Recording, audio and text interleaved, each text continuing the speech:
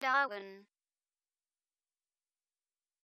Les structures de conditions sont utilisées pour effectuer différentes instructions suivant certaines conditions. Donc, nous allons voir une première structure de conditions disponible en PHP. Il s'agit de la structure if. Donc, vous insérez ici le mot-clé if et entre parenthèses, vous allez indiquer la condition. Donc, par exemple, ici, je vais créer une variable $a comme ceci et je vais mettre égal donc 2 de cette manière. Je vais choisir donc maintenant dans ma boucle de conditions de dire donc que si la variable est égale à 2, alors je vais afficher vrai. Si elle n'est pas égale à 2, je vais afficher faux. Donc ici, entre parenthèses, j'insère donc ma condition. Donc je souhaite vérifier si A est bien égal à 2. Donc je mets ici $a. J'insère deux fois le symbole égal. Donc ce double symbole égal est donc utilisé en tant qu'opérateur de vérification de valeur. Donc ici, si A est égal à 2, je ferme maintenant la parenthèse de la condition et j'ouvre ici une accolade que je pense à refermer tout de suite comme ceci. Donc entre ces accolades, je vais donc mettre les différentes instructions que je souhaite effectuer si la condition est vérifiée. Donc ici, si A est bien égal à 2. Je vais donc afficher vrai, je fais donc ici un écho de vrai comme ceci en n'oubliant pas le point virgule. Maintenant, je souhaite également effectuer des instructions si A n'est pas égal à 2. Pour cela, je vais insérer un else et à nouveau insérer des instructions entre accolades. Donc, vous voyez ici, j'ai bien inséré une accolade ouvrante et fermante et j'insère les instructions. Donc, si la condition n'est pas vérifiée entre ces accolades du else. Donc ici, je vais faire un écho du mot faux comme ceci en n'oubliant pas toujours le point virgule. Je vais maintenant enregistrer ici ma page index.php, me rendre sous mon navigateur et rafraîchir la page. Donc, comme vous pouvez le voir, on m'affiche bien vrai. En effet, la variable est bien égale à 2.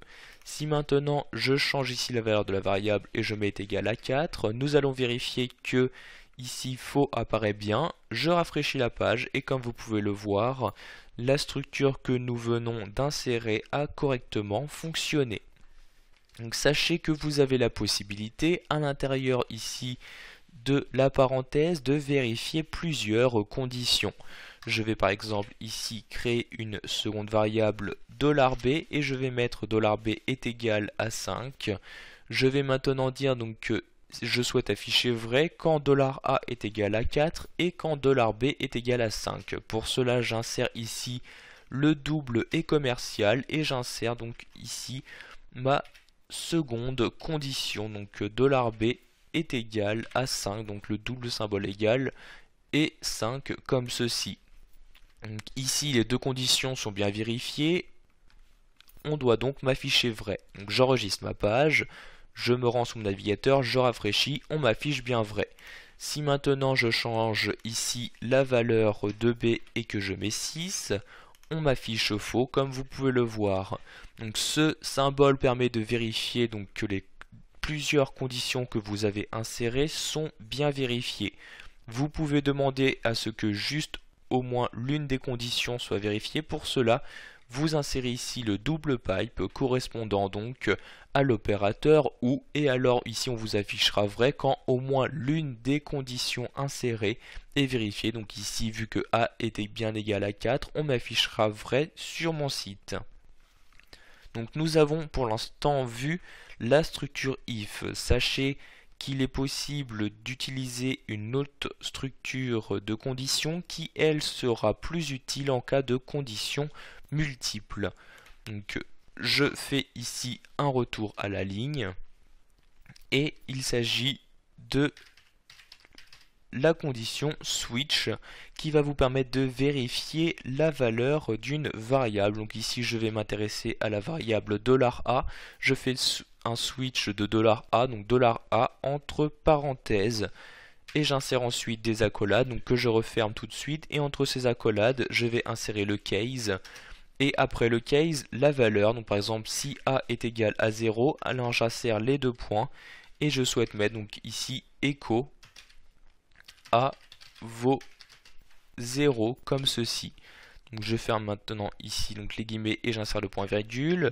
Si A est égal à 1, donc je fais ici case 1 comme ceci, alors je veux afficher A est égal à 1. Donc je vais mettre ici A vaut 1 de cette manière. Donc je n'oublie pas à chaque fois de fermer les guillemets et le point virgule. Donc vous pouvez très simplement continuer de cette manière afin de vérifier une à une les différentes valeurs que vous souhaitez vérifier.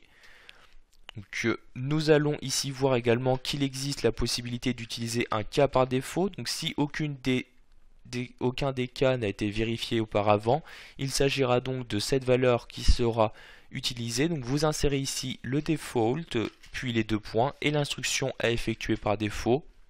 Donc par exemple ici je vais mettre je ne connais pas la valeur de A. Donc je ne connais pas la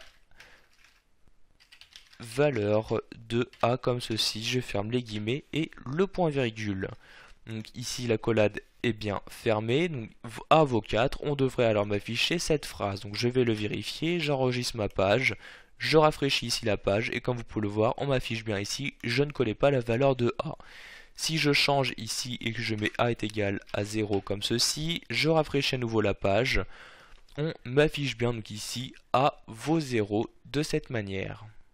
Mais comme vous pouvez le voir, on m'affiche également les autres valeurs que j'ai voulu insérer dans les autres cas. C'est pourquoi vous devez bien penser pour chaque cas à insérer ici la commande exit afin donc ici de quitter automatiquement le switch dès que un cas a été détecté. Maintenant si j'enregistre ma page et que je rafraîchis celle-ci, vous pouvez voir que j'ai bien A vaut 0 et juste cette instruction qui apparaît. Voilà, vous savez maintenant comment utiliser les structures de conditions, que ce soit les structures if ou switch.